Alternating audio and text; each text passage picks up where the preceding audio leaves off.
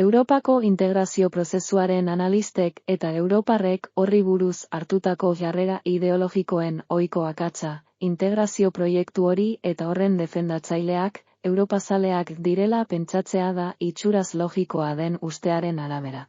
Europako integrazioaren helburua, estatukideen ordez estatuaz gaindiko egitura bat ezartzea da, gutxienez partziala, Europako kontzientzia eta Europako garapen sozial eta ekonomikoa eraginkortasun handiagoz bultzatzeko, hala ere, ez dago errealitatetik oso urrun.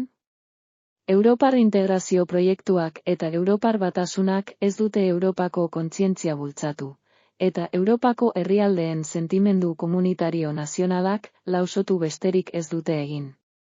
Hala ere, hori ez da sortzen ari ez den eta saiatzen ez den Europako inolako kontzientzia bultzatzeko helburu baten ordaina izan. Europako herri eta nazioen kontzientzia komunitarioa galtzea bultzatzen da.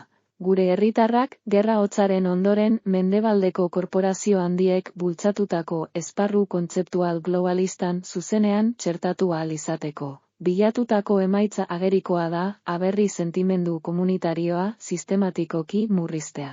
Ezerk ordeztu ez dezan. Inbertitzaile korporatibo handiek lortu nahi duten helburua, herritarrek elkarren artean aurre egitea da, eta horrek giza komunitate mota guztiak pizkanaka desegitea eskatzen du. Bikotekidea, familia, sindikatuak, tokiko komunitateak eta bereziki Europaren kasuan, nazioak barne ez, Europar batasuna ez da europazalea. Obsesiboki globalista baizik. Epe luzeko estrategia korporatibo baten tresna gisa, Europar batasuna europarrak despertsonalizatzeko eta deshumanizatzeko funtsezko erakunde bihurtu da, eta horietan edozein motatako zentzu komunitarioa ahuldu da bistan denez.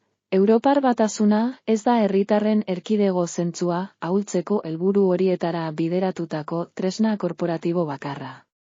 Baina Europar batasunaren kasuan, bereziki deigarria da bere ustezko helburu europazalearen eta Europako herri eta nazioen desegitearen zerbitzura etengabe jardun izanaren arteko erabateko kontraesana. Soilik nihilismo globalistaren edapenaren mesedetan. Kultura eta hizkuntza politika sailak, hizkuntza politikarako sailburuordetzak diruz lagundua.